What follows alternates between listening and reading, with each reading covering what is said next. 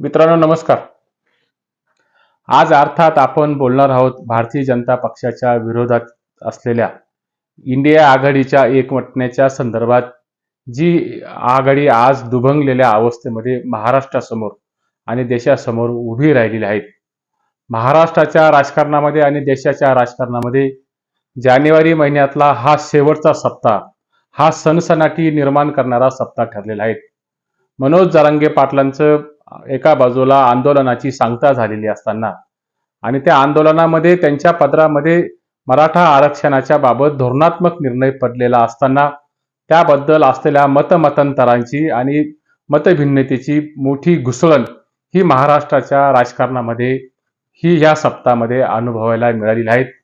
आणि दुसऱ्या बाजूला देश पातळीवर नितीश कुमार हे नेहमीप्रमाणे आपली भूमिका बदलून हे इंडिया आघाडीतून बाजूला पडून भारतीय जनता पक्षाला या ठिकाणी ते सहभागी झालेले आहेत. म्हणजे भारतीय जनता पक्षात सहभागी होत असताना कायदेशीर अशी सोडचिठ्ठी ही नितीश कुमारांनी इंडिया आघाडीला दिल्याचं स्पष्टपणाने या ठिकाणी दिसत असल्याचं आपल्या लक्षात येईल.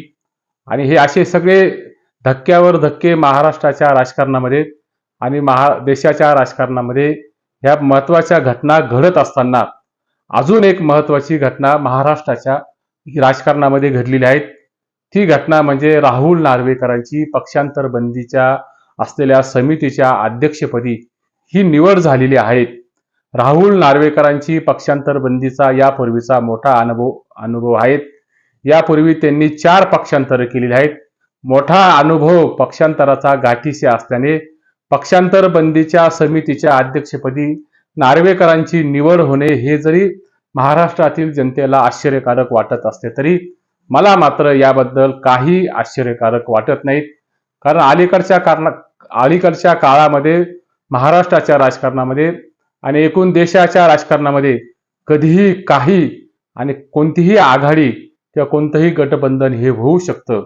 त्यामुळे नार्वेकरांची निवड ही मात्र मला अजिबात विस्मयकारक वाटली नाही.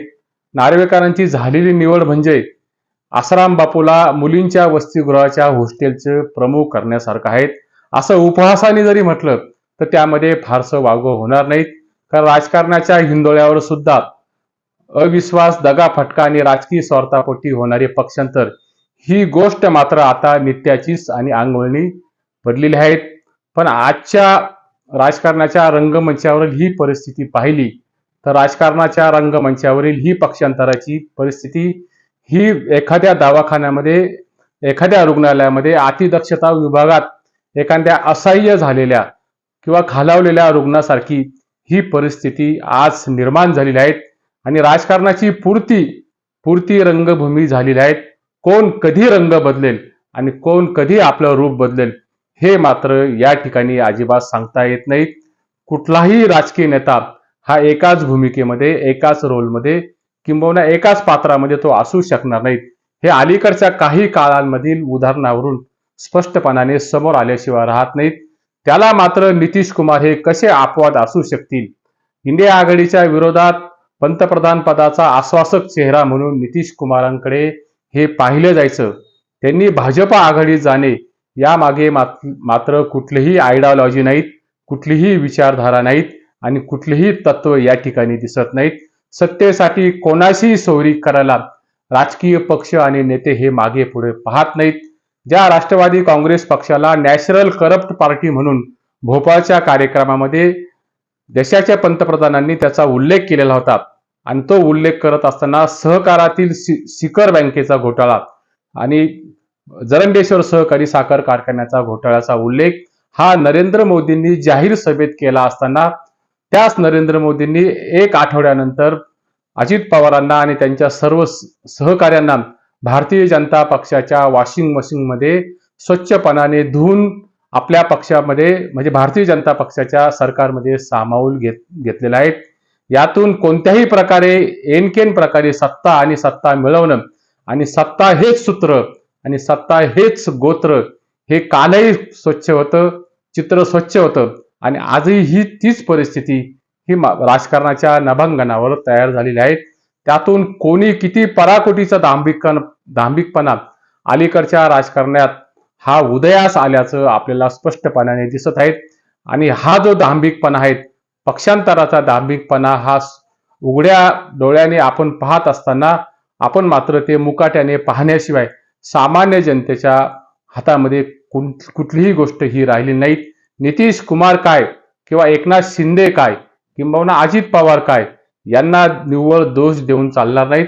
महाराष्ट्राच्या राजकारणामध्ये उद्धव ठाकरेंनी हा अविश्वासाच्या राजकारणाचा डोंबाऱ्याचा खेळ किंबहुना तो अविश्वासाच्या राजकारणाचा पाया हा उभा केलेला आहे. हे मात्र या ठिकाणी आपण मान्यच करावं लागेल.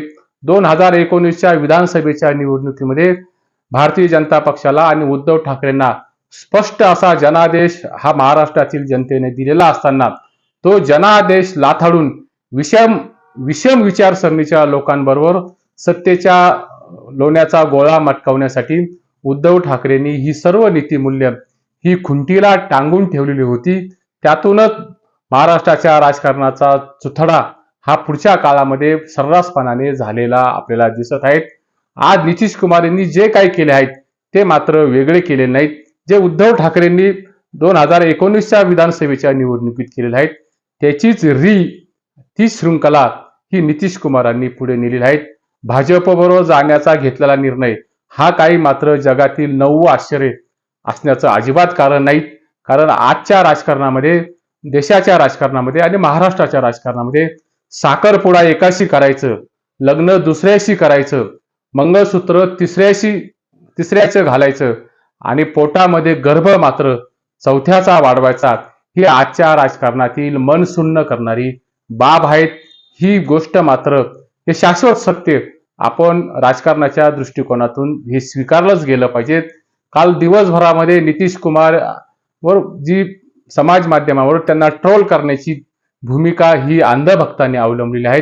त्यामध्ये त्यांना समाज माध्यमावर पलटू राम, पलटू चाचा आणि पलटू पुत्र असे व्यंग काढून किंवा असे शब्द रेखांकित करून त्याचे मीम्स हे बनवले गेलेले आहेत आणि समाज माध्यमावर मोठ्या प्रमाणावर ते व्हायरल झाल्याचं हे आपण पाहिलेलं आहे. मी मात्र नितीश कुमार यांना त्यांच्या भूमिकेबद्दल अजिबात दोष देणार नाहीत. भाजपा विरोधातील आघाडीला आपले सहयोगी सदस्य जर सांभाळता येत नसेल तर सत्तारूढ असलेल्या भारतीय जनता पक्षाला दोष देण्यामध्ये हा कुठलाही अर्थ असणार नाही. आज नितीश कुमार गेले, उद्या इंडिया आघाडीमध्ये उभी फूट पडल्याशिवाय राहणार नाहीत. ममता बॅनर्जी आणि अरविंद केजरीवाल हे विरोधी आघाडीतून बाहेर पडण्यासारखी स्थिती आज निर्माण झालेली आहे आणि उद्या महाराष्ट्रामध्ये वंचित विकास आघाडी, प्रकाश आंबेडकरांची ती वंचित विकास आघाडीची भूमिका सुद्धा ही तळ्यात मळ्यात आहेत किंबहुना ती गुलदस्त्यामध्ये आहेत. प्रकाश आंबेडकरांना काँग्रेस हे स्वीकारणार आहेत की नाही असा प्रश्न या ठिकाणी आज मात्र निर्माण झालेला आहे. काँग्रेस पक्ष हा जसा फुटीच्या उंबरठ्यावर आज उभा असताना राष्ट्रवादी काँग्रेस पक्षाचा फुटीचा दुसरा अंक हा महाराष्ट्रामध्ये उद्या उभा राहिला तर अजिबात आश्चर्य वाटून घेऊ नका.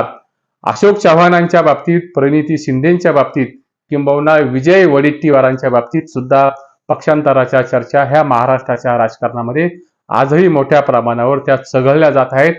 राजकीय सुरक्षिततेच्या भवितव्याच्या दृष्टिकोनातून आणि सगळ्या सौऱ्यांच्या आणि स्वतःच्या मालमत्तेच्या बेसुमार संपत्तीचा असलेली जी माया आहे ती माया सुरक्षित ठेवण्याच्या दृष्टिकोनातून त्यांचा प्रयत्न हा असणं हा त्यांच्या समोरचा सर्वात मोठा प्रश्न आहे.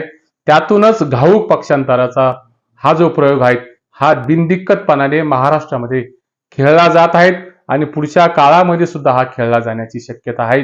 हा व्हिडिओ मी बनवत असताना राष्ट्रवादी काँग्रेस पक्षातील आमदारांच्या अपात्रतेचा निकाल हा 15 फेब्रुवारीपर्यंत घ्या असं सुप्रीम कोर्टाने विधानसभेच्या अध्यक्षांना दिलेले आहेत.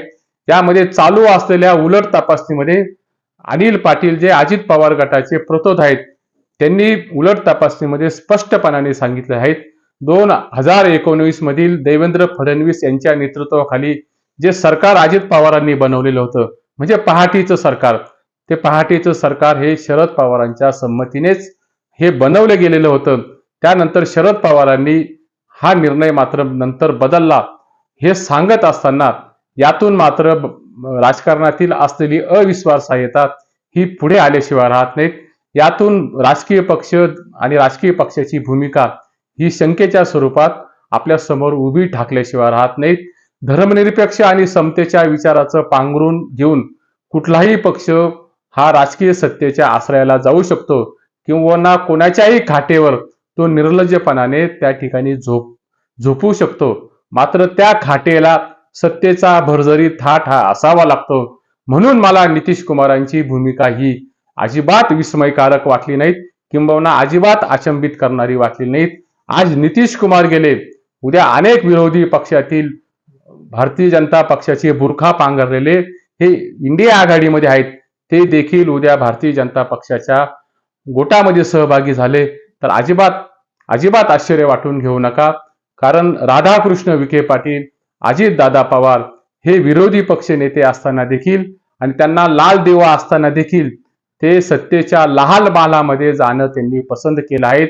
त्यामुळे सामान्य जनतेचं किंवा सामान्य कार्यकर्त्याचं उद्या यामध्ये काय होईल, जे सामान्य कार्यकर्ते राजकीय पक्षामध्ये काम करत आहेत त्यांच्याबद्दल न बोललेलंच बरं.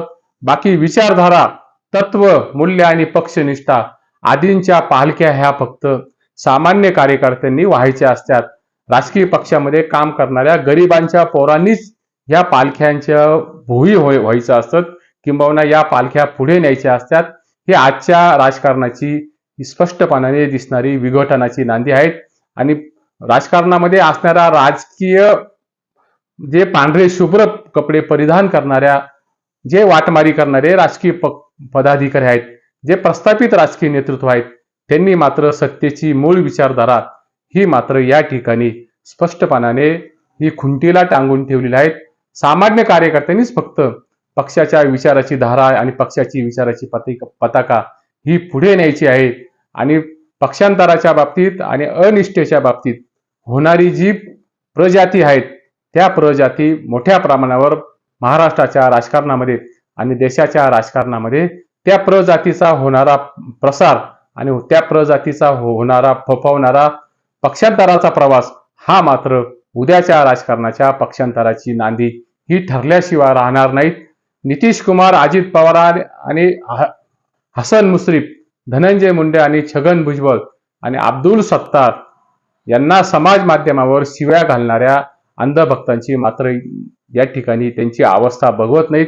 या अंधभक्तांची अवस्था अशी झाली आहे की एखाद्या पाळणा घरामध्ये जी मावशी कामाला असते, ती मावशी काम करत असताना नवीन पोरग जर त्या पाळणा घरामध्ये आलं तर त्या नवीन पोराचं देखील त्याची पार्श्व बाजू ही त्या मावशीला धुवावी लागते. अशी केविलवाणी अवस्था ही त्या अंधभक्तांची झालेली आहे.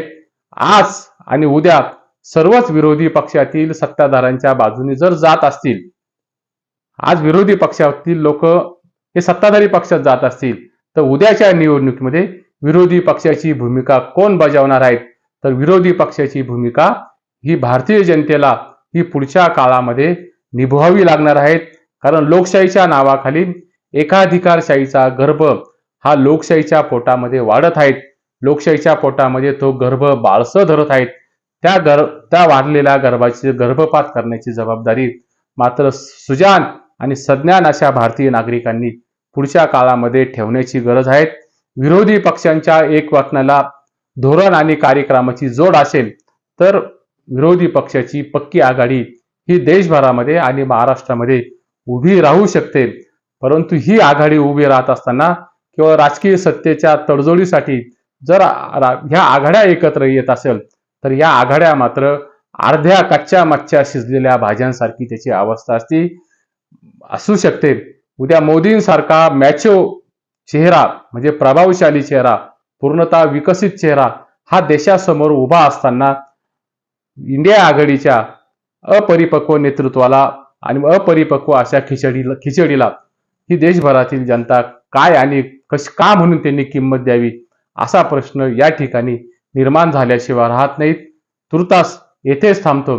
हा व्हिडिओ जर आवडला असेल तर या व्हिडिओला लाईक करा, सबस्क्राईब करायला मात्र विसरू नका. धन्यवाद.